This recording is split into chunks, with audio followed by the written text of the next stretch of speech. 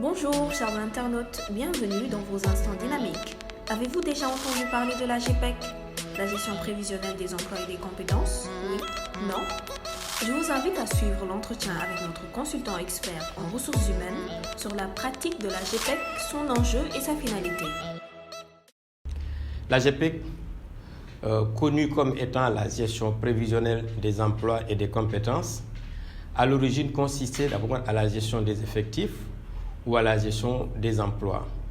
Aujourd'hui, avec le management, dont le premier levier est la planification, vous comprendrez qu'on puisse insérer la notion de prévision, donc des emplois et des compétences.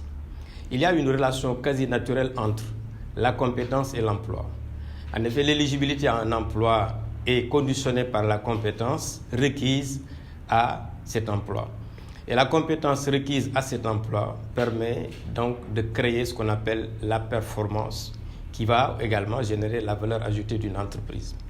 Et c'est justement l'enjeu de la GPEC, c'est au quotidien travailler à réaliser l'adéquation entre les hommes qui ont les compétences et les postes qui nécessitent ces compétences.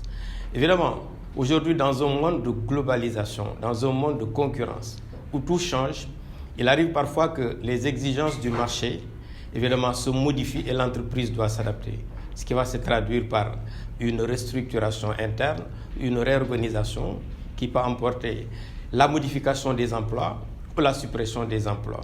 Et en ce moment-là, effectivement, il faut avoir recours à la gestion prévisionnelle des emplois et des compétences.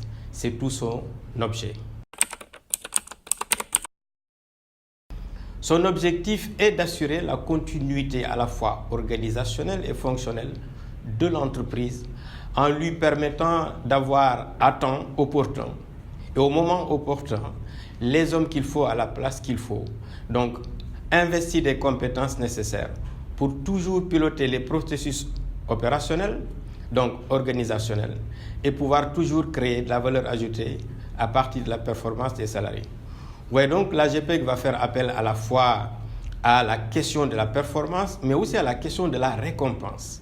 Un salarié performant, qu'est-ce qu'on lui doit? La récompense. C'est un petit peu l'enjeu de la rémunération. Et donc la GPEC aussi va usuter, va employer, va convoquer la rémunération dans sa dimension stratégique. C'est-à-dire à la fois une rémunération fixe, une rémunération variable qui va être indexée, articulée à la notion de performance. Ce qui n'est pas le cas chez nous au Sénégal. Souvent, on crée des salaires acquis. Vous savez, l'acquis ne motive pas. Or, le salaire variable est motivant. Et comme la motivation étant l'ensemble des facteurs qui incitent à bien travailler, vous comprendrez par conséquent que, donc, quand il y a l'enjeu de la performance au niveau de la GPEC, il y a également un enjeu de productivité. Alors, assurément, la GPEC aussi pose un problème. C'est le problème de la restructuration. Vous le savez, à l'origine, un contrat de travail, comme je l'ai dit dans le thème précédent, c'est l'accord des parties. Mais la GPEC va engendrer des modifications de fond et de forme sur la situation du salarié. Et c'est tout l'enjeu de la GPEC, qui est en fait, au-delà de sa dénomination scientifique, voire technique, un élément de négociation, un élément de dialogue social pour la cohésion sociale. Et parce qu'en fait, pour modifier le contrat de travail d'un salarié, il faut repartir sur la base de la négociation qui était à l'origine du contrat de travail pour pouvoir l'adapter à l'organisation.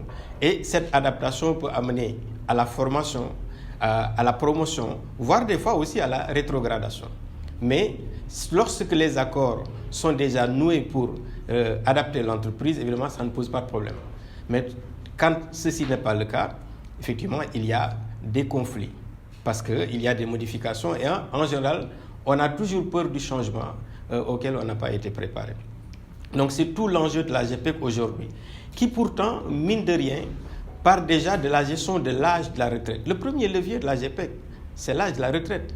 Parce qu'on est sûr que tous les salariés finissent un jour par quitter leur emploi. Et donc là, on a une GPEC de remplacement, poste pour poste, compétence pour compétence. Mais on a aussi une GPEC de développement. Lorsque l'entreprise modifie, n'est-ce pas, sa structure, compte tenu de la technologie, compte tenu aussi du nouveau marché, on a une GPEC de développement.